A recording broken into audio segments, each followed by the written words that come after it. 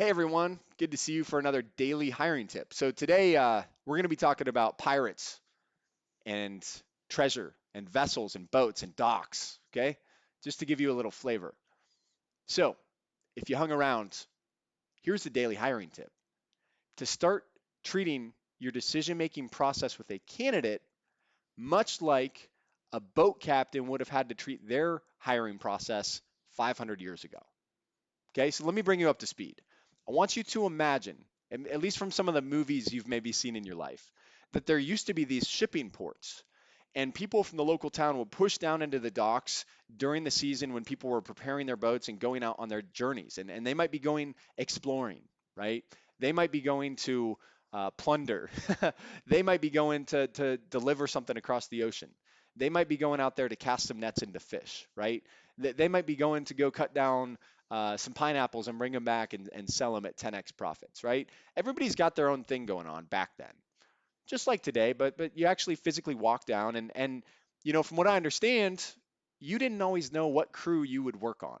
If I was good at running a sail or mopping up a deck or I understood the operations of a boat or I just had a heartbeat and was willing to work hard, right? Go down there and I could shop positions. And then eventually I'd link up or I'd have a friend or whatever, and we would end up deciding on a boat to join. And then they would leave, sometimes for weeks, sometimes for months, sometimes for years, right? So that's a pretty serious proposition that somebody would take a lot of their time and basically join you on your mission and your journey to go accomplish something. And so when we look at that, I think to myself, well, how was it back then, right? It was like, I got the job, I got the boat, you need the job, you're a hard worker, like come work for me, right? But what would it have looked like if there were, think about this, 30 boats and 10 candidates? 30 boats and 10 people walk down. 20 of those boats are not going to be happy when they can't even leave port or get their job done because they don't have enough crew members. Or they got to leave port because they got a delivery to make and they're going to be short a sailor or two or five or 10. And when a storm hits, they're going to run into some rough water. Well, this is exactly what's happening in the hiring market right now, right? In the job market. You've got way more boats, way more companies in this analogy. Hopefully you picked up on that. Um, Way too many companies compared to the number of engaged, competent candidates that are looking for the job or that are looking for your type of job, right? About 1 in 60, 1 in 70 jobs pre-pandemic were remote. About 1 in 7 are remote now, 1 in 6, 1 in 7. So things changed, right? Things changed big time. And as a result, we've just got a lot less candidates walking down out of town saying, I'm ready to go on this journey with you. And so when we have somebody that we're even remotely interested in, it's like you don't just sit there and say like, okay, well, what are your 5-year goals? And you don't just spend 90% of your time, what can you do for me? And can you work the sales? And can you do this? And can you do that? And take this assessment. Do you get seasick? Because if that's all that you do, and there's 10 people on the dock and there's 30 boats to choose from, you make that too hard on them or it's too one-sided. Okay, number one, if I'm that person, I'm like, what other boats we got out here? How about that shiny one over there that's white? Is that, what is that, a soft drink dispenser on the deck? So it's like we look at the job market and that's exactly what's happening. Sign on bonus, shiny big company, Fortune 500, all these different things, right? But, but with all that said, with the right mindset, we can shift the equation and we can almost guarantee to go in. And if we got 10 people looking for the job and 30 companies hiring, we can be one of the 10 that gets somebody. Or maybe gets more than one. Maybe we get 2 of those 10 people. But how do we do that? And the way we can start to do that, if you're not having luck with it right now, is spend more time being interested in the candidate. Spend more time being interested in my analogy, right? Why did that sailor walk down from his home, pack up his bag, come down to the dock, and why is he standing there? What is he or she looking to fulfill, right? If I have this person who showed up and they showed intent to go out into the sea and go on a journey, it is my responsibility to make sure I protect them too, right? We're going to go through some storms together. You're going to leave your family most of your waking hours to be with me. Very much like this sailor analogy, right? Like we're about to go out there and there's sharks and there's storms and there's time and there's commitment. And if we don't take the time to say, not just what are your 5-year goals, but like when's the last time that we just grabbed somebody and said, hey, I like how this meeting is going. Can I just pull you out? Do you mind if we just run out of the office? I just want to get out of here for a second and kind of get out of the office environment. Just have a conversation with you seriously about what this opportunity could look like for you and for me. And I'm feeling good about it. Can I just grab you out? Let's go grab some coffee real quick. Okay. And they follow you down the hall and you get in your cars and you go down to the local whatever coffee shop and you sit with them and you go, okay, so I've heard a lot about you, right? You've been through a group interview or you've been through this and we've sat down and talked about some of the things you can bring to the table. I know you've asked me a few questions about the company and what we do.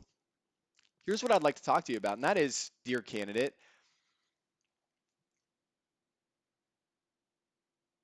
where do you really see yourself and where do you want to be over the next couple of years? Looking forward 2, 3, 5 years. Okay. And this is where the mistake is made because almost everybody asks this question, but they ask it in an environment where they are looking for no more than are they goal driven or not. They don't really want to hear the answer. But when I'm asking this, right? When you're asking this, it's to get the answer. I really want to understand what brought them to this moment. And we don't need to get too personal with them right out of the gate, but certainly you being curious enough to sit down and say what are the things you're looking for out of a company? And for you, when you look at your life 5 years from now, what do you want that to look like?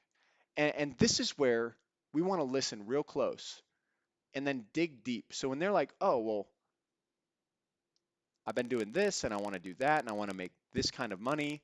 And, my uncle is an entrepreneur. I might want to own my own company someday.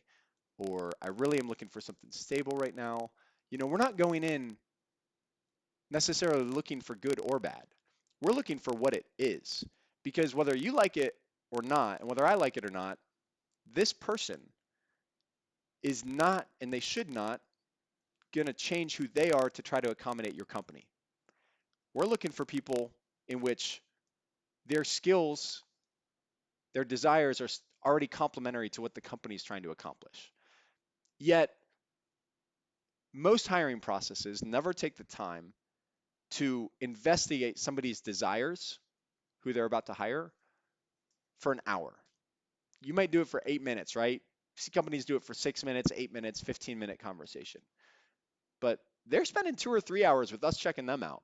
So on the flip side of that, what this analogy and what this idea should spark, and it's a big old daily hiring tip, is the idea that maybe if we spend as much time understanding the candidate's desires as we did understanding their skill set, that we would set ourselves up to create not only a successful boat crew that can go out there, but we could really make our decision based on, listen to this, can I fulfill for them? Okay? And when you think about that, I want you to think about how can we understand if we can fulfill for this person what we promise as the company? We already checked them out. We spent hours on them. Can we fulfill for them? And if not, it's not ethical, is it? I don't think it is to hire them. And it's also not really, I'd say, a successful idea. It's probably not a successful idea to not ask somebody what their desires are and make an assumption about it, or to ask surface level questions. You want to entrust your business, your name, your brand, everything on your team. That's why you have a team. And every phone call they have and every interaction is going to be driven from, right, some sort of a feeling about the company. And if this company is not taking the time to fully understand somebody's desires, then their feeling towards the company and the situation could look a lot like many companies today, which is people that come in and they are gritting their teeth to make the most of what's in front of them, and they're getting their work done and they're going home and they're doing that to the point they need to perform. But then we see trailblazers. We see the team member somebody hired that is on fire. They are excited, they are engaged, they are getting results, they are consistent, they are doing things above and beyond what we ever asked them to do, and we may not even know everything they do, right? They put up numbers, they continually look for career growth, and they want to be with us for the next 5 years, the next 10 years, right? And we marvel at that person in other companies, and it's like, oh, I want that. Can I hire you? It's like, no, you don't go hire that person. You make that person, right? And that person makes you, and you come together as a marriage, and you bring out the best in them. And so instead of like, let me try to find the perfect sailor that has a ton of experience and bring them onto my boat, and just because they've done this task and this skill, they're going to be good. It's like, now what's going to get you through the storms, what's going to get you to the other side, what's going to get you to the fish or the treasure or whatever you're going after is a fanatical crew that's all in on you, because they're like, wow, like I believe in this captain from day one because this captain asked me what I wanted. And then they worked to align the situation with my life and found a way to make it work for them too, because they're the leader, because they own the company, and they found a way to make that work as an innovator. And we married the two things up. Okay. So a lot of work to be done there, right? Many companies do not take more than 10 minutes to actually figure out what a candidate's desires are in life. Mind boggling to me. And then number two, to actually follow through, to actually understand what they want, tailor something in our company that we can actually fulfill to help them get there, and then to execute on it so that other people in the company see that you're the real deal. And eventually, you just get a magnetic culture. People come in here, and if they're a fit, they win, right? And that you create that through evidence. You create that through the new person seeing the senior person going, wow, if I put in the work and I do the right things, look what they did. This owner's real, right? And so I'm going to take us all the way back to the beginning, then we're going to close up. If you are not connecting with your candidates, think about hiring like a boat dock. Think of all the other companies competing for the same candidates like boats, and just visualize there's about 30 boats looking for workers and there's about 10 workers. What are you going to do to show those 10 people that you're the one worth joining up? Well, we can tell them how awesome we are, or we can ask them what they want, and then we can see if we can fulfill that, right? So I hope that's very helpful for you. I hope that the last, 12 minutes and 20 seconds have been fruitful.